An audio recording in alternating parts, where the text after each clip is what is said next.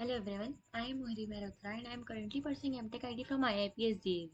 This is a video assignment explaining the solutions of third internal test under the guidance of Dr. Shaligram Prajapat sir. The first question was how can multi-factor authentication methods increase the security of authentication compared to single-factor methods? The multi-factor authentication, that is MFA, is a security mechanism that requires users to provide two or more forms of authentication before they can access a system or application. By combining multi-factors, that is MFA, makes it much difficult for the attackers to gain unauthorized access even if they manage to compromise one of the factors. Here are some of the ways in which multi-factor authentication can increase the security compared to single-factor authentication. Reduced reliance on passwords, protection against the phishing attacks, increased difficulties for attacks, and compliance with regulation. Overall, the multi-factor authentication is a powerful security tool that can significantly increase the security of authentication as compared to single-factor methods. By requiring multiple forms of authentication, MFA makes it much more difficult for the attackers to gain the unauthorized access even if they manage to compromise one of the factors. The second question is, what are some advantages and disadvantages of using biometric authentication as compared to other methods such as passwords or smart cards? Biometric authentication is a type of authentication that uses physical or behavioral characteristics such as fingerprints, facial recognition, or voice recognition to verify users' identity. Here are some of the advantages and disadvantages of using biometric for authentication as compared to other methods such as passwords or smart cards. Its advantages are stronger authentication, convenience, increased security, scalability. And its disadvantages are cost, privacy concerns, accuracy, and lack of standardization.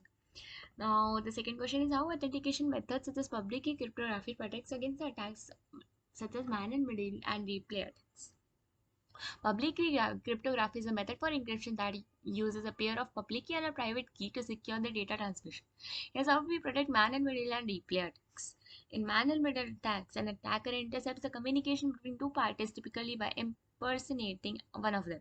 The public key cryptography can protect the MITM attacks by using the digital signature to ensure the authenticity of the message. When a message is sent, it is signed with the sender's private key, which can only be decrypted using the corresponding private key. If a message is intercepted and modified by the attacker, then the digital signature will no longer match and the receiver will know that a message has been tampered with. Now, replay attack. In a replay attack, an attacker intercepts a message and replays it later. In an attempt to gain unauthorized access, public key cryptography can protect against the replay attack by using a nonce, which is a random number generated by the sender for each message. The nonce is included in the digital signature and the receiver checks that it has not been same nonce before. The nonce has already been used. The receiver knows that the message is replayed and rejects it. Now, question number 4, in what ways can biometric authentication be vulnerable to attacks such as spoofing or replay attacks? What measures can be taken to mitigate these risks? Spoofing attacks occur when the attacker impersonates and unauthorized uses biometric characteristics, while the replay attacks involve the use of previously recorded biometric data to authenticate and gain the unauthorized access. Here are some ways in which biometric authentication can be vulnerable. Spoofing attacks. Biometric authentication can be vulnerable to spoofing attacks if the biometric sensors is fooled by a fake biometric characteristic such as silicon replica of a fingerprint or 3D printed face. To mitigate the risk, organizations use a biometric sensor that are resistant to spoofing, such as though that use liveness detection to ensure that the biometric data being presented is from a living person.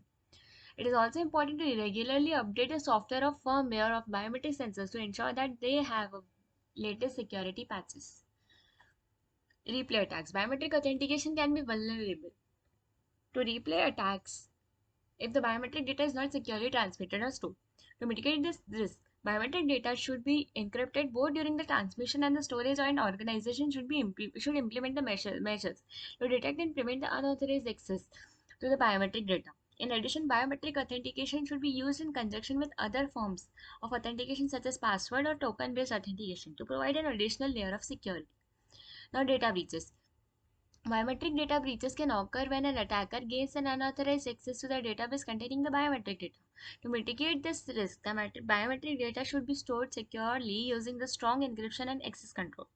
Additionally, organizations should implement the measures to detect and respond to the data breaches quickly, as such as monitoring user activity and implementing multi-factor authentication. Now, question number 5. What are some potential drawbacks of relying on hardware-based trusted computing solutions such as TPMs or secured enclaves? Potential drawbacks to relying on these solutions include first complexity. That is, hardware-based trusting computing solutions can be complex to implement, or configure, and manage. They require specialized knowledge and expertise, and the process of integrating them into an existing system can be time-consuming and costly. Limited portability. Trusting computing solutions are often tied to the specific hardware platforms or operating systems, which can limit their portability across different systems or devices. This can be a significant barrier for organizations that need support and a diverse range of devices and platforms. Risk vendor lock-in. Some trusted computer solutions may be proprietary, which can lead the vendor lock-in and reduce the flexibility in terms of choice of vendors or hardware platforms. This can limit an organization's ability to adopt new technologies or switch vendors in future. The potential for hardware-based attacks. While the hardware-based attacks or trusted computing solutions provide a high level of security, they are not immutable attacks. Hardware level vulnerabilities are side channel attacks or hardware trojans and can be exploited to bypass the security mechanism and compromise the sensitive data. Now, performance impact. Hardware-based trusted computing solutions can have a performance impact on the system, especially if they are used extensively. This can be a concern for application that requires high performance computing or real-time processing. Now, next question is, how can trusted computing technologies such as secure boot and the code signing be used to prevent the malware or other attacks on the computer system? Here are some ways in which the trusted computing technologies can prevent malware and other attacks. Secure boot. A secure boot is a feature that ensures that only trusted computer is executed by during the boot process. The secure boot uses a combination of hardware and software mechanism to verify the integrity of the boot code, including the firmware, bootloaders, and operating system kernels. This prevents the attacker from injecting the malicious code into the boot process, which can compromise the system's security. Code signing. The code signing is a technique used to ensure that the only authorized software is installed and executed on the system. The signing involves the use of digital certificates to verify the integrity and authenticity of the software, including drivers, application, and updates. This prevents attacker from installing and executing the unauthorized software, including the malware on the system. Now, trusted platform module. The trusted platform module, that is TPM, is a hardware-based security solution that provides a secure storage area for cryptographic keys, measurements, and other sensitive data. The TPM can be used to verify the integrity of the system boot process as well as to provide the secure storage for cryptographic keys used for the secure communication and authentication. Now, remote attestation. Remote attestation is a technique used to verify the integrity and security of a remote system. It involves the use of trusted third parties such as servers, cloud service, and to verify the system security posture. Remote attestation can be used to detect and prevent the attacks, including the malware and other threats. How can Now the question 7 is, how can side channel attacks be used to extract the information from the system that are designed to be secure, such as encrypted communication or hardware security models? The side channel attacks can be used to extract the information from the system that is designed to be secure, such as encrypted communication or hardware security models, by exploiting the information leaked by the system's physical properties. Here are some examples of how side channel attacks can be used to extract information.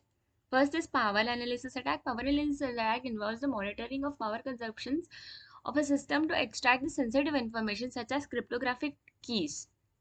These attacks can be used to extract the information from the hardware modules or other devices that are used for encryption algorithm. Timing attacks. The timing attacks involves the measuring of time it takes for the system to perform a certain operation by extracting the sensitive information. For example, a timing attack could be used to determine the value of a secret key by measuring the time it takes to perform a cryptographic operation. Now, electromagnetic attacks. The EM attacks involve the monitoring and electromagnetic radiations emitted by the system to extract the sensitive information.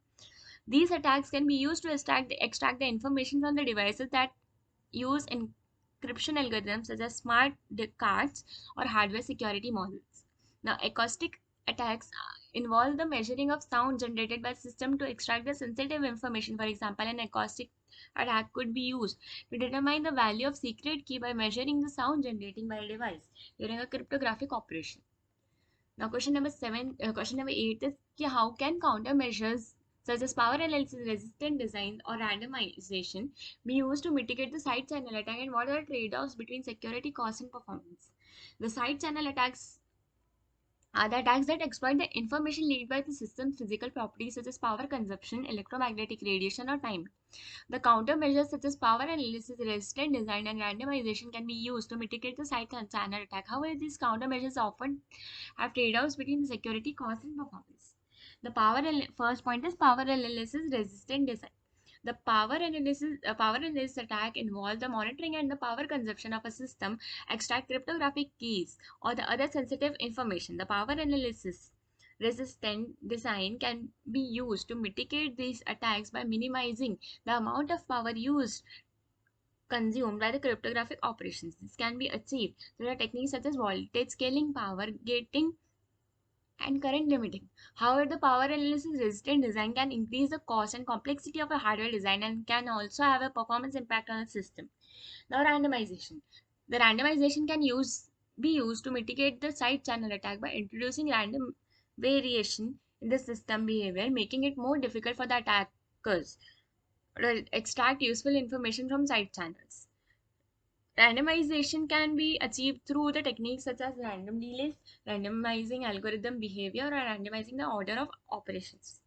Now, trade-offs. The trade-offs between the security, cost, performance must be carefully balanced when implementing the countermeasures for side channel attacks. Stronger countermeasures often come with the higher cost and performance impact, while the weaker countermeasures may not provide the sufficient protection against the advanced attacks. In addition, countermeasures that are effective against the one type side channel attack may not be effective against the other, requiring a multi-layered approach to side channel attack mitigation. Thank you.